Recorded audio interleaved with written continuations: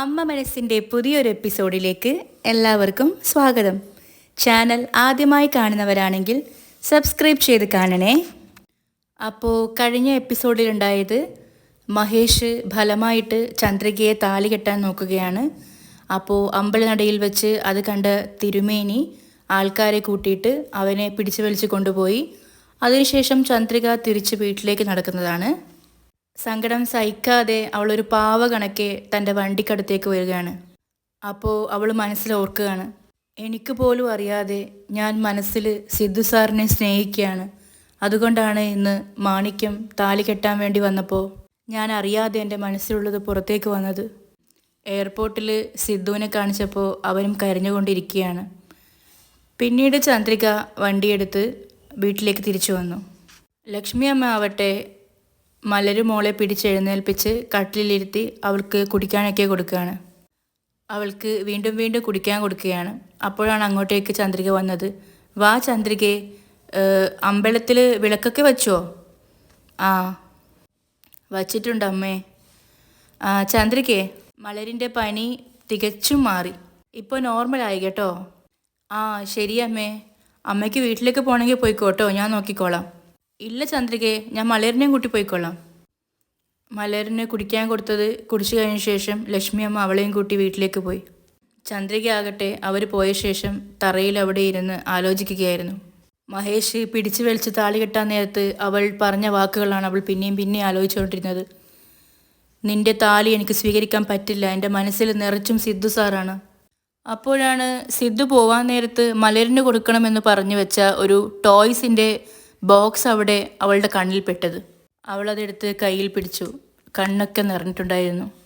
അവൾ ആരോടൊന്നില്ലാതെ പറഞ്ഞുകൊണ്ടിരുന്നു, സിദ്ധു സാർ, എനിക്ക് മാപ്പ് തരൂ സാർ. ഞാൻ നിങ്ങളോട് തോറ്റുപോയി സാർ. നിങ്ങൾ ജയിച്ചു. ഞാൻ പോലും അറിയാതെ ഞാൻ നിങ്ങളെ സ്നേഹിക്കുന്നു. ശേഷം ആ ഡോൾ ബോക്സിൻ്റെ സൈഡിൽ കൂടി നോക്കിയപ്പോൾ അവിടെ ഒരു ലെറ്റർ കണ്ടു അവൾ. അതവൾ തുറന്നെടുത്ത് വായിച്ചു. സിദ്ധു മലരിന് എഴുതിയ കത്തായിരുന്നു അത്. മലർ, ഞാൻ നിങ്ങളെ എല്ലാവരെയും വിട്ട് അമേരിക്കയിലേക്ക് പോവുകയാണ് മോളെ. ഞാൻ തിരിച്ചു വരുമോ എന്നൊന്നും എനിക്കറിയില്ല. എന്നാൽ എൻ്റെ ആഗ്രഹം നീ എനിക്ക് നിറവേറ്റി തരണം. അമ്മ ആഗ്രഹിച്ചതുപോലെ നീ നല്ലോണം പഠിച്ച് ഒരു കളക്ടറാവണം. അമ്മയെ നല്ലോണം നോക്കണം. മോൾക്ക് എന്താവശ്യമുണ്ടോ അത് എന്നെ ഫോൺ ചെയ്ത് ചോദിച്ചോളൂ. അത് തീർച്ചയായും സിദ്ധു വാങ്ങിച്ചു തരും. ഞാൻ അമേരിക്കയിലേക്ക് പോയത് കാരണം എന്നെ കാണണമെന്നും പറഞ്ഞ് കരഞ്ഞുകൊണ്ട് അമ്മയെ മോള് ഡിസ്റ്റർബ് ചെയ്യുകയൊന്നും ചെയ്യരുത് കേട്ടോ. അമ്മ പറയുന്നത് അനുസരിച്ച് ജീവിക്കണം. അമ്മയുടെ ആഗ്രഹം നിറവേറ്റി കൊടുക്കണം മലരുമോളെ. ലെറ്റർ നെഞ്ചോട് ചേർത്ത് പിടിച്ച് ചന്ദ്രിക പൊട്ടിക്കരഞ്ഞു. കരച്ചിലിനിടയിൽ അവൾ പറഞ്ഞു, ഞാൻ തോറ്റുപോയി സാർ. നിങ്ങളുടെ മുന്നിൽ ഞാൻ തോറ്റുപോയി സാർ. എയർപോർട്ടിൽ കരഞ്ഞുകൊണ്ടിരിക്കുന്ന സിദ്ധുവിനെയും കാണിക്കുന്നുണ്ട്. പിന്നെ കാണിക്കുന്നത് ചന്ദ്രിക സ്കൂട്ടിയും എടുത്ത് സ്പീഡിൽ ഓടിച്ചു വരുന്നതാണ്. സിദ്ധു എന്തോ ആലോചിച്ച് ഫോൺ എടുക്കാൻ നേരത്ത് അവൻ്റെ അടുത്തേക്ക് ഒരു ആൾ വന്നു. അപ്പോൾ അവൻ സിദ്ധുവിനെ കണ്ടതും, സിദ്ധു എടാ. അപ്പോൾ സിദ്ധു അങ്ങോട്ടും, നവീൻ എടാ നീ എന്താ ഇവിടെ? രണ്ടുപേരും ഷേക്ക് ഹാൻഡ് ചെയ്തു. ശേഷം അവൻ പറഞ്ഞു, ഞാനിവിടെ 1 മാസമായടാ. ആ നേരം അപ്പുറത്ത് ചന്ദ്രിക വണ്ടി അവിടെ ഒതുക്കിയിട്ട് സിദ്ധുവിൻ്റെ ഫോണിലേക്ക് വിളിക്കുന്നുണ്ടായിരുന്നു. സിദ്ധുവിൻ്റെ ഫോണാവട്ടെ സൈലൻറ്റിലും ആയിരുന്നു. ആ നേരം സിദ്ധു അവൻ്റെ ഫ്രണ്ടിനോട് സംസാരിക്കുകയാണല്ലോ.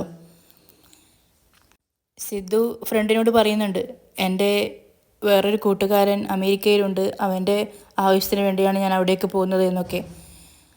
ചന്ദ്രിക ഫോണിലേക്ക് വിളിച്ചുകൊണ്ടിരിക്കുകയും ചെയ്യുന്നുണ്ട്. ഇതൊന്നും സിദ്ധു അറിയുന്നില്ല. അവൾ കട്ട് ചെയ്ത് വീണ്ടും വിളിച്ചു നോക്കി. എന്നിട്ടും കോൾ ആരും അറ്റൻഡ് ചെയ്തില്ല. ഈ നേരം അവൾ വണ്ടി ഒതുക്കിയതിൻ്റെ സൈഡോട്ടായി 2 പേരുണ്ടായിരുന്നു, മനോഹറും മഹേഷും. മനോഹർ ചന്ദ്രിക എന്താ ചെയ്യുന്നതെന്ന് വീക്ഷിച്ചുകൊണ്ടിരുന്നു. എന്നിട്ട് മഹേഷിനോട് പറഞ്ഞു, മഹേഷ് അങ്ങോട്ട് നോക്ക്, അവിടെ ആരാ ഉള്ളതെന്ന്. അപ്പോൾ മഹേഷും അങ്ങോട്ട് നോക്കി. ചന്ദ്രികയെ കണ്ട് അവൻ ഞെട്ടിപ്പോയി. വെറുപ്പോടെ അവൻ പറഞ്ഞു, ചോദിക്കാനും പറയാനൊന്നും ആരുമില്ലാത്തത് കൊണ്ട് നാട് ചുറ്റി നടക്കുക. അപ്പോൾ മനോഹർ അങ്ങോട്ട് പറഞ്ഞു, ഏയ് എത്ര നാളാന്ന് വെച്ചാൽ ഇപ്പോൾ ചന്ദ്രിക ഒറ്റക്കൊക്കെ ജീവിക്കുന്നത്. നീ ഇങ്ങനെയാവുമ്പോൾ അവളുമായി അടുക്കാനൊന്നും പറ്റില്ല. നിൻ്റെ ഏതോ പരിചയക്കാരൻ ശ്രീലങ്കയിലുണ്ടെന്നല്ലേ പറഞ്ഞത്. അങ്ങനെയാവുമ്പോൾ മലരിനെയും ചന്ദ്രികയും അങ്ങോട്ട് കൂട്ടിക്കൊണ്ടുപോയി അവിടെ നിങ്ങൾ ജീവിക്ക്. അപ്പോൾ സിദ്ധുവിനും മഹേന്ദ്രനൊന്നും അവിടെ വന്ന് അവളെ രക്ഷിക്കാനൊന്നും പറ്റില്ലല്ലോ. ഇങ്ങോട്ട് നോക്ക്. അതിനുശേഷം പിന്നെ ചന്ദ്രികയും മലരും നിന്റെ കസ്റ്റഡിയിലായിരിക്കും. അപ്പോൾ മഹേഷും പറഞ്ഞു, ആ അതൊക്കെ ശരി തന്നെ, പക്ഷെ ചന്ദ്രികയും മലരിനെയും ഞാൻ എങ്ങനെയാണ് കൊണ്ടുപോകുന്നത്? അവരെ തട്ടിക്കൊണ്ടുപോകുന്നത് ഒരു സാധാരണ വിഷയമല്ലല്ലോ. അപ്പോൾ മനോഹർ ധൈര്യം കൊടുത്തു, ഞാൻ ഇരിക്കുമ്പോൾ നീ എന്തിനാ ടെൻഷൻ അടിക്കുന്നേ? ചെയ്യണമെന്നൊരു വാക്ക് നീ പറഞ്ഞാൽ മതി. നീ പറയുന്ന ഇടത്ത് ചന്ദ്രികയും പൊക്കിക്കൊണ്ട് ഞാൻ വരും. അത് കേട്ട് മഹേഷിനും ത്രില്ലായി. എന്നിട്ട് ചോദിച്ചു, നിങ്ങളെ കൊണ്ട് കഴിയുമോ? അപ്പോൾ മനോഹർ, എന്താ കഴിയാത്തെ? അപ്പോൾ മഹേഷ്, ആ എന്നാ ഓക്കെ, അവളെ ഫോളോ ചെയ്. അവളെ ആദ്യം പിടിച്ചു കഴിഞ്ഞാൽ പിന്നെ മലരിനെ നമ്മളെ വഴിക്ക് കൊണ്ടുവരാൻ ഒരു പണിയുമില്ല. ചന്ദ്രിക ആകട്ടെ സിദ്ധുവിനെ കോൾ ചെയ്തുകൊണ്ടിരിക്കുന്നുണ്ട്. സിദ്ധു ഇതൊന്നും അറിയാതെ അവൻ്റെ ഫ്രണ്ടിനോട് സംസാരിച്ചു കൊണ്ടിരിക്കുകയും ചെയ്യുന്നുണ്ട്. ഇനി വിളിച്ചിട്ട് കാര്യമില്ലെന്ന് കരുതി ചന്ദ്രിക ഫോൺ അവിടെ വെച്ചിട്ട് വണ്ടി മുന്നോട്ടേക്ക് എടുത്തു. അവളുടെ വണ്ടി നീങ്ങുന്നത് കണ്ട് മഹേഷ് മനോഹറിനോട് പറഞ്ഞു കൊടുത്തു, വണ്ടി പോകുന്നുണ്ട്, പുറകെ ചെല്ല്. ഇപ്പുറത്താക്കട്ടെ സിദ്ധുവിനോട് സംസാരിച്ചു കൊണ്ടിരുന്ന കൂട്ടുകാരൻ, ആ ഓക്കേടാ സിദ്ധു, പിന്നെ കാണാം എന്നും പറഞ്ഞ് അവന് ഹഗ്ഗൊക്കെ കൊടുത്ത് പിരിയാൻ പോവുകയാണ്. കൂട്ടുകാരന് ഹാപ്പി ജേണിയൊക്കെ കൊടുത്ത് സിദ്ധു നേരെ കസേരയിൽ വന്നിരുന്നു. അപ്പുറത്ത് ചന്ദ്രികയുടെ പുറകിൽ ഫോളോ ചെയ്ത് മനോഹറും മഹേഷും. സിദ്ധു ആകട്ടെ കൂട്ടുകാരൻ പോയ ശേഷം ഒരു പാവ കണക്കെ പിന്നെയും കസേരയിലിരുന്ന് ഓരോന്നൊക്കെ ആലോചിച്ചുകൊണ്ടിരുന്നു. അപ്പോഴാണ് അങ്ങോട്ടേക്ക് ഒരു അമ്മയും മോളും വന്നത്. ആ പെൺകുട്ടിയാകട്ടെ ഓടാൻ ശ്രമിച്ചു. അപ്പോൾ സിദ്ധുവിൻ്റെ നേരെ അവൾ കാല് തട്ടി തറയിലേക്ക് വീണു. അത് കണ്ട സിദ്ധു, ഏയ് മലർ! പിന്നെ തെറ്റ് മനസ്സിലാക്കി അവൻ ഓടി വന്ന് അവളെ പിടിച്ചണിയിപ്പിച്ചു. ഇറ്റ്സ് ഓക്കെ, ഒന്നും പറ്റിയില്ലല്ലോ അല്ലേ? അപ്പോൾ ആ അമ്മ, ഇല്ല താങ്ക്സ് എന്ന് പറഞ്ഞ് കുട്ടിയെ കൊണ്ടുപോയി. സിദ്ധുവിനാകട്ടെ അത് മലരാണെന്ന് വിചാരിച്ച് പിന്നെയും സങ്കടം വന്നു. അവൻ പെട്ടെന്ന് പിന്നീട് ഫോൺ എടുക്കാൻ തുനിഞ്ഞതും വിമാനം പുറപ്പെടാനായി എന്ന അനൗൺസ്മെൻറ്റ് വന്നു. ഫോൺ നോക്കാൻ അവന് പിന്നെയും സമയം കിട്ടിയില്ല. അവൻ ക്യാരി ബാഗൊക്കെ തോളിലിട്ട് അങ്ങോട്ടേക്ക് നടന്നു. ഇപ്പുറത്ത് തകൃതിയായിട്ട് ചന്ദ്രികയെ ഫോളോ ചെയ്തുകൊണ്ടിരിക്കുകയാണ് മനോഹറും മഹേഷും. സിദ്ധു ആകട്ടെ ലഗേജൊക്കെ എടുത്തിട്ട് ബോർഡിംഗ് പാസ് സെക്ഷനിലേക്ക് പോയി നിന്നു. ഇപ്പുറത്ത് ചന്ദ്രികയെ ഫോളോ ചെയ്ത് വന്ന മഹേഷ് പെട്ടെന്ന് പറഞ്ഞു, ഇവളെന്താ എയർപോർട്ടിലേക്ക് പോകുന്നത്? ഇവിടെ എന്താ ഇവൾക്ക് ജോലി? അപ്പോൾ മനോഹറും പറഞ്ഞു, അതെ എനിക്കും മനസ്സിലായില്ല. ശരി, എന്തായാലും നോക്കാം. ആ പോ എന്ന് മഹേഷും പറഞ്ഞു. ചന്ദ്രിക വേഗം തന്നെ എയർപോർട്ടിലെ കാർ പാർക്കിംഗ് ഏരിയയിലേക്ക് വണ്ടി കൊണ്ടുപോയി. അവളെ ഫോളോ ചെയ്ത് വന്ന മനോഹർ സ്പീഡിൽ വണ്ടിയെടുക്കുമ്പോൾ എതിരെ വന്ന ഒരു സ്കൂട്ടർക്കാരനെ ഇടിച്ചു. ഇടികൊണ്ട അയാൾ ദേഷ്യത്തിൽ തറയിൽ നിന്ന് എണീറ്റ് മനോഹറിന് നേരെ ആക്രോശിച്ചു. ഇങ്ങോട്ട് ഇറങ്ങി പാടോ, താനൊന്നും വണ്ടി ഓടിക്കാൻ പഠിച്ചിട്ടില്ലേ? ഇടിച്ചിട്ടിട്ട് വലിയ ആൾക്കാരെ പോലെ ഇരിക്കുന്നു, പുറത്തേക്ക് ഇറങ്ങടാ. അപ്പോൾ മനോഹർ മഹേഷിനോട് പറഞ്ഞു, എന്തെങ്കിലും പറഞ്ഞ് സമാധാനിപ്പിക്കാം, വാ പുറത്തേക്ക് ഇറങ്ങ്. അപ്പോൾ ഇടികൊണ്ട ആൾ പറഞ്ഞു, ഏയ് നിങ്ങൾ എന്താണ് കണ്ണൊന്നും കാണാത്ത പോലെയാണ് ഡ്രൈവ് ചെയ്യുന്നത്? ജീവൻ പോയാൽ എന്താ ചെയ്യുക? അപ്പോൾ മനോഹർ, അതിനൊന്നും സംഭവിച്ചൊന്നുമില്ലല്ലോ. അപ്പോൾ അയാൾ, നോക്ക് ഒന്നും ആയിട്ടില്ലെന്നോ, എൻ്റെ വണ്ടീൻ്റെ ഹെഡ്ലൈറ്റ് പോയി. ഞാനിപ്പോൾ എന്താ അതിന് വേണ്ടത്? അപ്പോൾ മഹേഷ് പറഞ്ഞു, മനോഹരെ ഇപ്പോൾ തല്ലുകൂടാനുള്ള സമയമല്ല. ചന്ദ്രിക എങ്ങോട്ടാണ് പോയെന്ന് മനസ്സിലായിട്ടില്ല. 500 1000 കൊടുത്ത് ഈ പ്രശ്നം അങ്ങ് ഒതുക്ക്. അപ്പോൾ മനോഹറും അത് സമ്മതിച്ചു. അവൻ ഇടിപ്പിച്ചിട്ട ആളോട് പറഞ്ഞു, നീയും എതിരെ വന്നത് തെറ്റ് തന്നെയാണ് എന്ന് പറഞ്ഞ് പോക്കറ്റിൽ നിന്ന് കുറച്ച് പൈസ എടുത്ത് അവന് കൊടുത്തിട്ട് ഹെഡ്ലൈറ്റ് ശരിയാക്കിക്കോ എന്ന് പറഞ്ഞു. എന്നിട്ട് വണ്ടി എടുത്ത് മാറ്റാൻ പറഞ്ഞു. അവർ രണ്ടുപേരും കാറിലേക്ക് കയറി.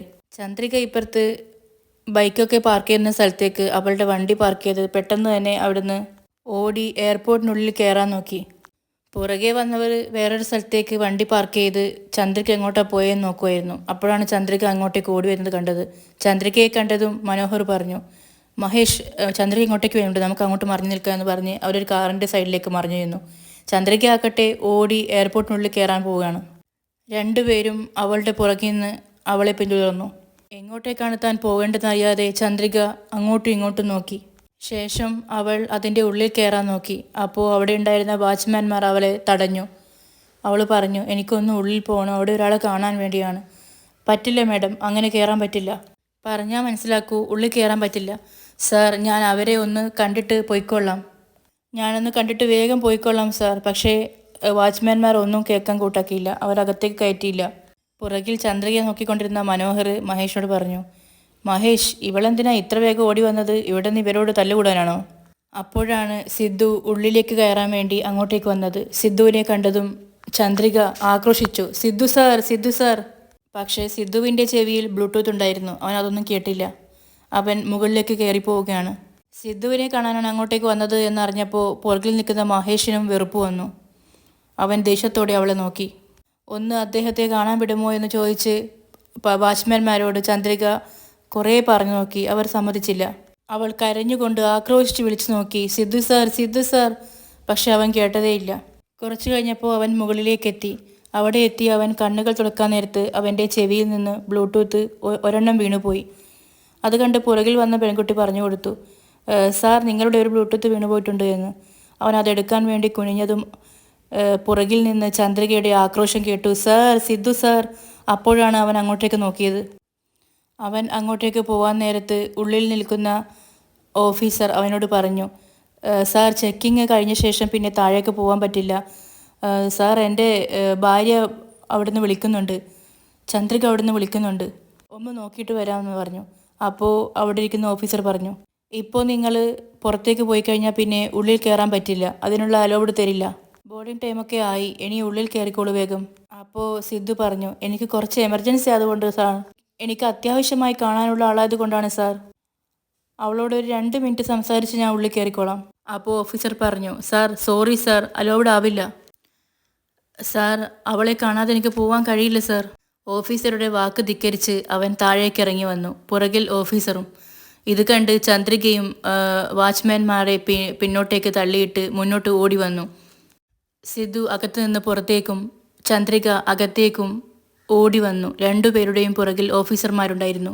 അടുത്തെത്തിയതും 2 പേരും കണ്ണുൾ നോക്കി നിന്ന് അവിടെ തന്നെ നിന്നു.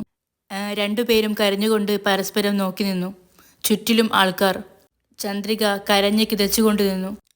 ചന്ദ്രിക കരഞ്ഞുകൊണ്ട് അവൻ്റെ മുഖം നോക്കി മനസ്സിലോർത്തു, സിദ്ധു സാർ, നിങ്ങളില്ലാതെ എനിക്ക് ജീവിക്കാൻ കഴിയില്ല സാർ. നിങ്ങളെ നഷ്ടപ്പെടാൻ നേരത്താണ് നിങ്ങളുടെ സ്നേഹം, നിങ്ങളുടെ പ്രേമം എല്ലാം എനിക്ക് മനസ്സിലായത്.